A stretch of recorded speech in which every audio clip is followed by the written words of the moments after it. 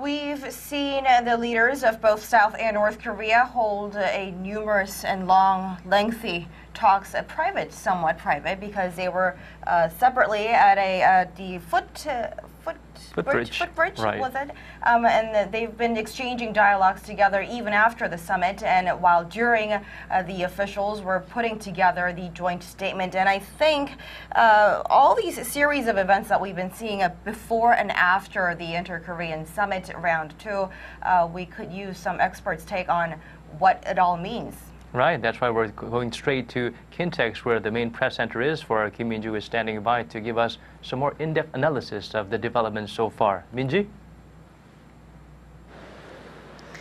Yes, guys, we're back here at the main press center in Kintex. So shortly from now, the two Koreas are expected to draw up an agreement before heading to their dinner banquet tonight. There's much anticipation about what kind of agreement can be reached. And for more on what to expect, we sit down with an expert. Joining me live in the studio is Manuel Pastrich, the director of the Asia Institute. Welcome to the program. It's a pleasure to be here. So first, it's been a very long day for the two leaders. That is true.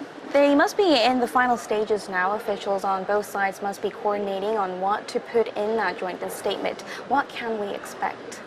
Right. Well, it's I would say, to start with, the joint statement has to have some content which is not entirely predictable, so that they can give the impression that this is a breakthrough, that something really has been achieved. So it has to be a little bit outside of the standard mold. At the same time, the denuclearization process has to be in there and highlighted to make sure that the United States and other partners will recognize and go along with the general direction. Locally, domestically, and of course, North Koreans are also very profoundly aware of this event. It has to expand the range of possible exchange going forward. So I think we might anticipate some discussion about cultural, educational, maybe economic exchange. The one question would be whether the issue of the sanctions regime would be indirectly addressed. Probably not directly, but there might be some expressions in there that would hint that both North and South are looking to move beyond a sanctions-based approach. And then finally, I think some sense of unity, right, in terms of a common culture. The expression used by the North Korean leader, Kim Jong-un, was a new history, a future history. It's an interesting expression, Seidon Yoksa. And that suggested that both in the reconsideration of Korea's past, some new potential to move beyond a sort of Cold War ideological split could come out of this meeting. So we do have high hopes that it will have some substantial agreement, reach a substantial agreement. Now, there have been three agendas on the table today: denuclearization, setting peace on the peninsula, and bettering inter-Korean ties. How far do you think they got to address these issues? I mean, previous summits were last for more than a day, but today it was pretty short. Right, right. Well, my guess is that extremely detailed proposals are probably impossible. That is in part because there's at least scheduled a U.S.-North Korea summit, which is, of course, a very different situation than the other two previous inter-Korean summits, and also that the details are complex and there are differing opinions, both in South Korea and in the United States, as to how to go forward.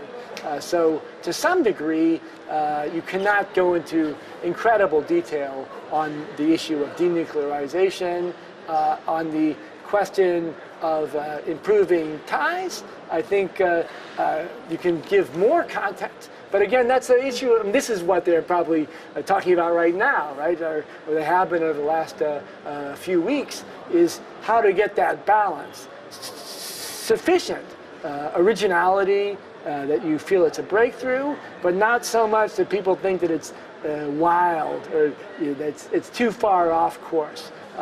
Enough movement towards cultural and other exchanges, but not too much that say United States or other conservative figures in South Korea would say that you're moving away from the agenda of denuclearization and sanctions regime. So the balance is going to be a very delicate one. My guess is the people involved were probably up all last night working on exactly these questions. Many experts have said if we reach any sort of agreement that confirms North Korea's commitment towards denuclearization even down the road, it could be a big success for the Korean Peninsula. But we've been down this road before. I mean, we've tried to denuclearize North Korea. It's been on the discussion table for many years. Right. What lessons can we learn from previous times, and what should we do not to repeat the same mistakes? Well, that's an extremely difficult question, in part because different people have different interpretations of what the mistakes were and what the process should have been. I think from the North Korean perspective, they were looking for some sort of a comprehensive agreement, right? Not just North Korea, but it would involve the United States and other countries and their own military posture. Whereas the position of the United States and South Korea and other countries as well was that it really should start with North Korea's commitment, and that it should be, the term was irreversible, right? To say, take such steps that it really is impossible to start up a nuclear program again. Now, of course, if we go back to 2000, at that time, we didn't have an advanced nuclear program like you do today. So it would have been better to solve it back then. But unfortunately, in part because of differences of opinion within the United States between the Clinton administration and the Bush administration in terms of how to address the issue, there was not a consensus on the American side. And that made it, of course, much harder to implement the agreement. And that created certain ambiguities, and to some degree, I think they were taken advantage of. So even if we don't reach an agreement that everybody wants, do you think it will be a foundation to build upon the trust that's been lost over the years on sanctions and provocations, and also lead to many more summits? Right. Excellent question. I think to start with, it's impossible to get an agreement that everybody likes.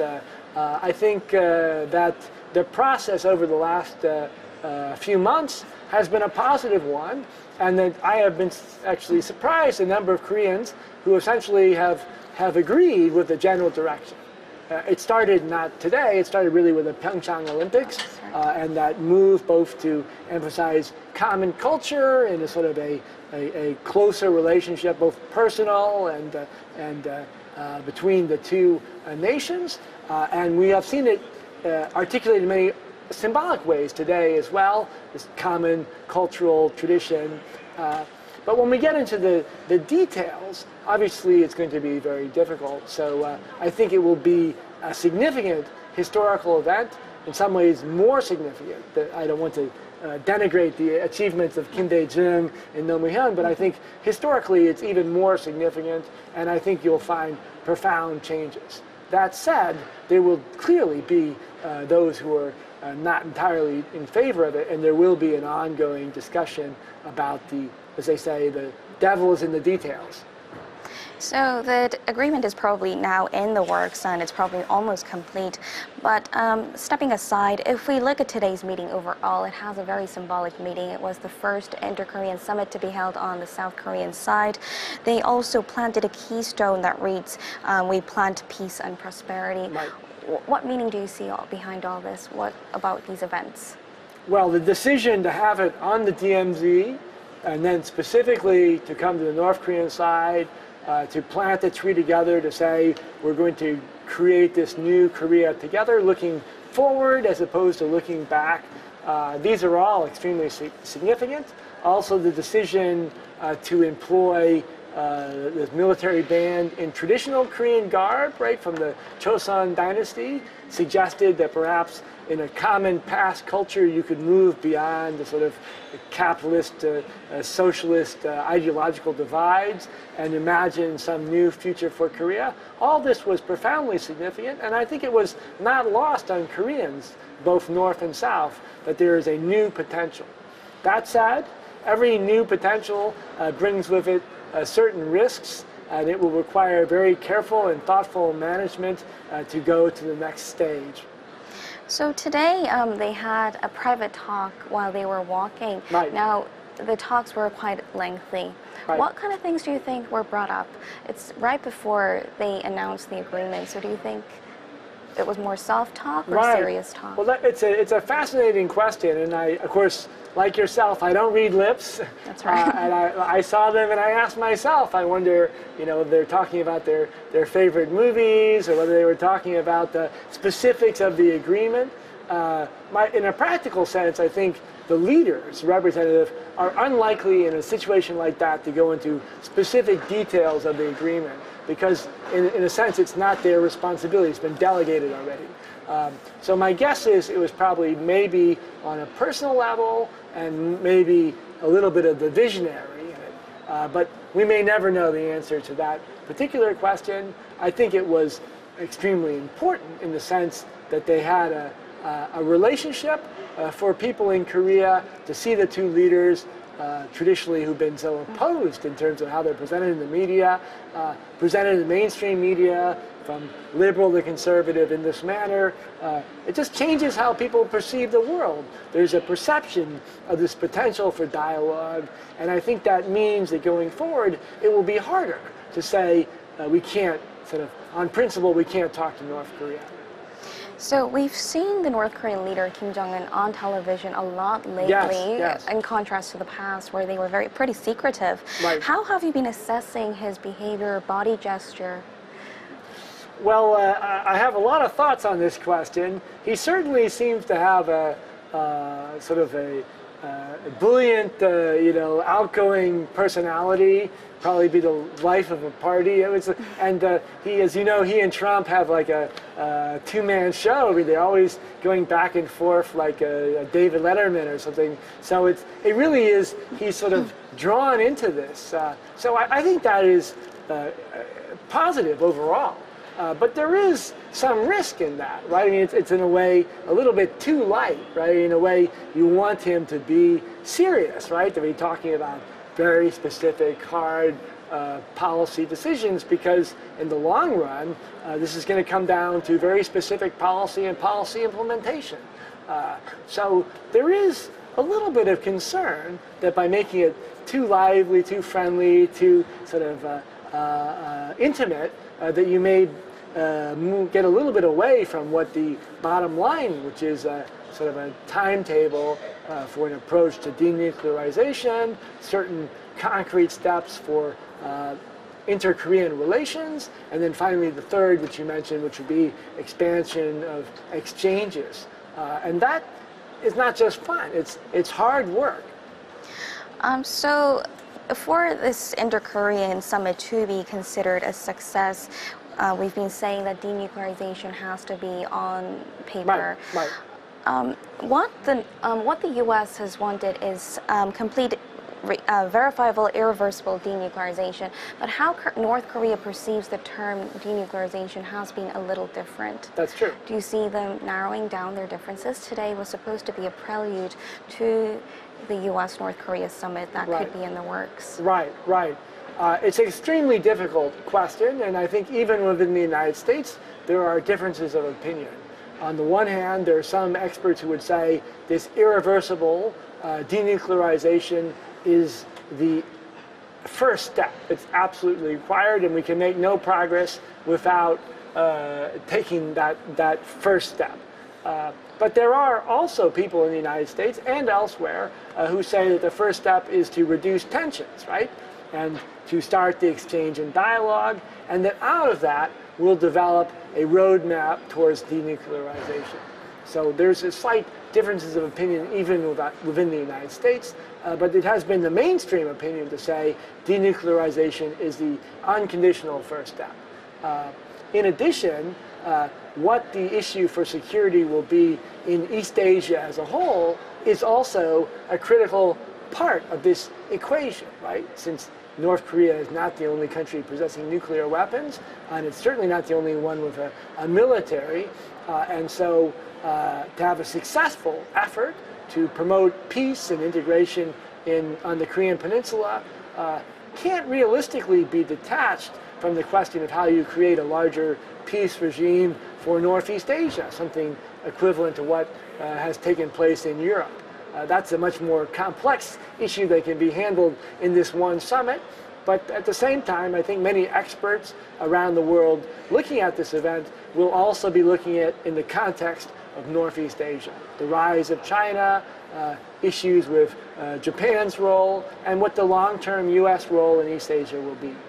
So with that in mind, and with the historic events taken into, historic summits taken into account, yes. What do you make of North Korea's recent announcement that it will halt its missile and nuclear test, as well as shut down one of its nuclear test sites? Well, obviously it's a positive step, but it certainly is not an irreversible step.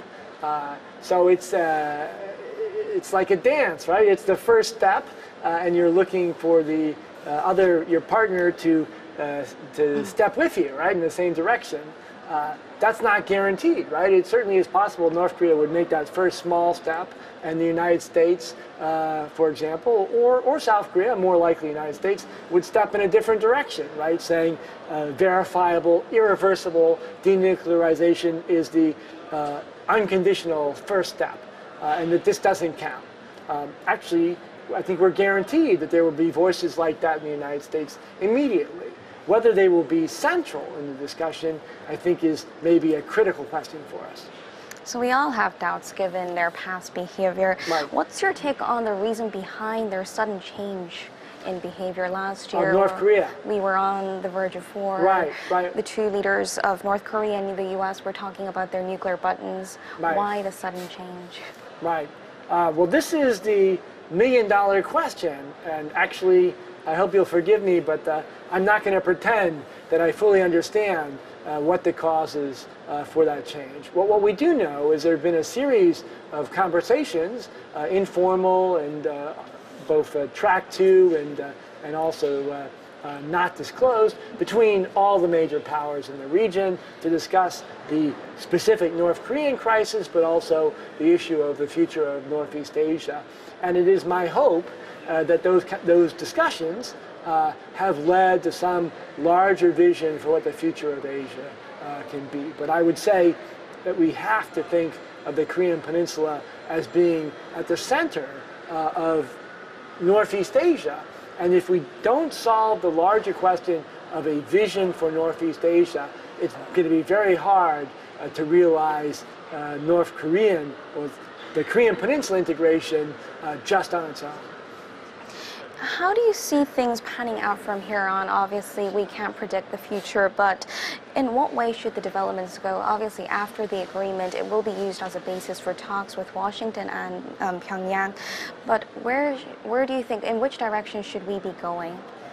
When you say we, you're referring to you and me, or South Korea? The or? situation on the peninsula. Right, right. Well, so it's going to be multi-track effort. Obviously, pursuing cultural, educational, economic exchanges and cooperation will do an immense amount to reduce tension and to create an environment in which North Korea would feel secure enough to commit to the planned denuclearization process. That denuclearization process at the beginning is easy, but when you get to the end, in which you say, we'll have no nuclear weapons, not just that we'll reduce or stop testing them, then that gets much more tricky. And when we get to that point, I think there'll be a real need for some sort of security guarantee for North Korea in the perspective of a peace regime in Northeast Asia that will be much harder to negotiate. Whether that will be something that comes up at a future U.S.-North Korea summit, or maybe beyond that, I don't know. But I think it's going to be that's going to be the hardest part, is the final step to go from stopping tests, maybe closing down a site, maybe even closing down a reactor or a research center, maybe even reducing a few nuclear weapons. This is not so hard. But to go to the next step is much more challenging. We're going to cut away from the interview for a short while to go to the, so we're going to connect live. We're going to be broadcasting live when the two Koreas make their summit, the agreement from their summit. But before that, if we go back to the questions, we have a few more minutes before they make the announcement. So we were talking about all these denuclearization, whether it would be up in the air or whether we will put it down on cards. Basically, because we have a North Korea, Washington, or U.S. summit coming up, something substantial would be required here, because we don't know if it could get called off. So. Right. So I think North Korea has already indicated that they're perfectly willing to make a statement about intention for denuclearization. They've already made these statements, not in a formal joint declaration, but they've already made the statements, and they've taken the first initial steps to say they're willing to have a sort of basically a freeze, no testing, no drills, and even to shut down one testing site, etc. So that's no problem. The problem comes with the actual final step. Saying it is easy, as you mentioned. It's easy to reach, it's not easy, but reaching agreement is something quite different than implementation and full implementation. So the difficult part, and whether this will come up in the joint statement or not, I don't know. My guess is in the final negotiations, it's extremely difficult to get the North Korea to say, agree to an invasive inspection regime, for example. I think they don't want to say that in the statement. Maybe South Korea would like that in there, but I think they would prefer to emphasize the more the emotional, cultural, spiritual aspects of this unity, and probably avoid the nitty-gritty of implementation. I think the South Korean side probably wants maybe more of that, and we don't know what the final mix will be. Now then, there's the issue of give and take. Some experts have said big concessions need to be made in order to reach a good agreement. Right. But obviously, what a good agreement differs from people to people. For sure. So what kind of concessions are we able to make at this point? Like for North Korea to make. The international community has said there won't be any easing of sanctions until North Korea is fully committed to denuclearization, or shows progress at least. Right. So what can we expect? North Korea has said that if its security is guaranteed, then there's no need to possess nuclear weapons. Right. So how do you see things planning out? Well, it's an extremely difficult question, and I think to some degree, at this very moment, this is not the question that people want to be asked. I think most people involved in the process, preparing, and the two leaders probably want to talk about this some other day. But it's an important question for us to think about because there is a risk, right? There's a risk that you make a joint statement, and then afterwards, on the American side, or maybe other countries, and Japan, or even certain groups in South Korea would say this is totally unrealistic. North Korea has done something which is unverifiable, or it's just nice words, and that's where the actions taken afterwards are so important. So I think to be successful, the key ingredient would be to do both. One, to engage in the cultural and other exchanges which are necessary to create the environment, which is less tense, in which North Koreans would feel more relaxed to talk about real concrete steps, and they would not be as afraid. On the other hand, you also need the very concrete, very technical steps of saying what the agreement is, how it will be verified, what the step-by-step process will be, going back to the original 1994 agreement, which was to say that you'd have a step-by-step process. North Korea would do this, the United States would do this, and they would do sort of like a dance in which both sides would be reassured, and you create a positive cycle. So maybe that's the best way to put it, is that if in the first couple weeks we come away with the impression that there's a positive cycle, North Korea takes the first step, the United States, South Korea take a second step which complements it, that we're heading in the same direction, and you create a positive cycle, that will change the mood and make the North Koreans more relaxed and capable of reaching that final difficult step. On the other hand, if we find at the beginning that we don't get a positive cycle, North Korea steps here, United States steps there, it's not really sure where we're going, then I think the follow-up U.S.-North Korea summit might be much more difficult to go through with, and there'll be much more concern all around. So like you said, the two Koreas have a number of joint agreements from the past, but promises were never fully implemented. Right. And some experts have pointed to the fact that there was an absence of a time frame in order to fulfill these goals. Do you see a change this time? Well, I guess I would disagree. I mean, just my own personal opinion. So the agreed framework from 1994, was of course modified, and finally with the summit in 2000, that there was a basic agreement. There were differences of opinion, but the main issue behind that, I think, was the transition from the Clinton administration to the Bush administration, whose basic policies toward North Korea and what the process should be was essentially different. And then, of course, the Kim Dae-jung administration also changed to the Roh Moo-hyun administration, which, although it pursued the general trajectory, in fact, Roh Moo-hyun administration is not really sunshine policy. It took a different approach to what inter-Korean relations should be. So I personally think that the biggest issue had to do with North Korea regime didn't really change. I mean, they have an advantage. Their regimes don't change. They essentially, they had father to son, but basically the trajectory has been the same, for better or worse. But the changes in regime here